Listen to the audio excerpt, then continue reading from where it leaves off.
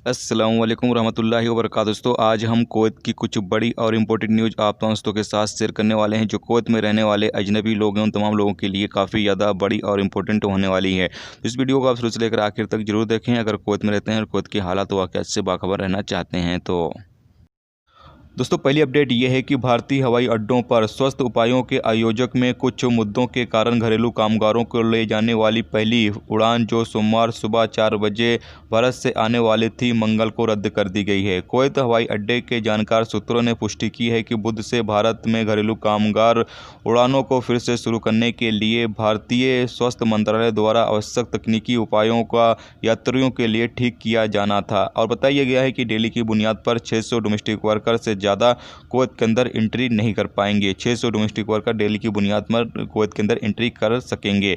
यानी कि कुवैत में अभी जो फ़्लाइट इंडिया से जाने वाली थी वो रद्द कर दी गई है, क्योंकि भारतीय हवाई अड्डों पर कुछ हेल्थ में तकनीकी खराबी की वजह से, यानी उसको ठीक करने के बाद फिर से जो फ़्लाइट है वो शुरू की जाएगी, जिसके ज़रिए कुवैत में जो डोमेस्टिक वर्कर इस वक्त इंडिया में फंसे हुए हैं वो लोग कुवैत के अंदर एंट्री कर सकेंगे। और बताया गया है कि कुवैत एयरवेज की पहली फ़्लाइट जो है वो मंगल की सुबह फिलीपींस से कुवैत के लिए रवाना होगी, जबकि उसके बाद भारत से आने वाली उड़ानें होंगी। यानी कि इंडिया से भी फ़्लाइट जो है वो चलने वाली हैं, और कुछ तकनीकी खराबी की वजह से जो फ़्लाइट है वो रद्द की गई थी, जबकि इसको ठीक करने के बाद फिर से जो फ़्लाइटें हैं वो इंडिया से कुवैत के लिए स्टार्ट की जाएंगी। तो आप तमाम लोग अपने कफ़ील या स्पॉन्सर से बातचीत कर लें ताकि जो आपकी एंट्री है वो कुवैत के अंदर हो सके, अगर आप डोमेस्टिक वर्कर के तौर पर अपने कफ़ील के साथ काम करते हैं तो।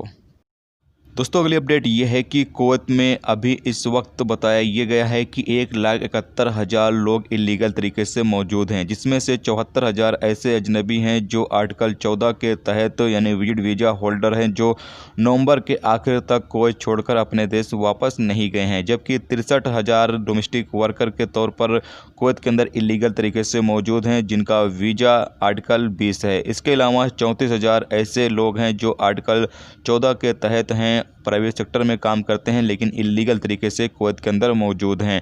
तमाम लोगों से कहा यह गया है कि वो तमाम लोग अपना जो भी इलीगल तरीके से मौजूद हैं वो अपना लीगल तरीके से रहना चाहते हैं तो लीगल तरीके से रह सकते हैं। जो भी उनके ऊपर फ़ाइन वगैरह है वो पे करके और अपने इकामे को कंटिन्यू कर सकते हैं। और अगर वो वापस अपने देश जाना चाहते हैं तो जो भी उनके ऊपर फ़ाइन वगैरह है वो भरने के बाद वापस अपने देश भी जा सकते हैं।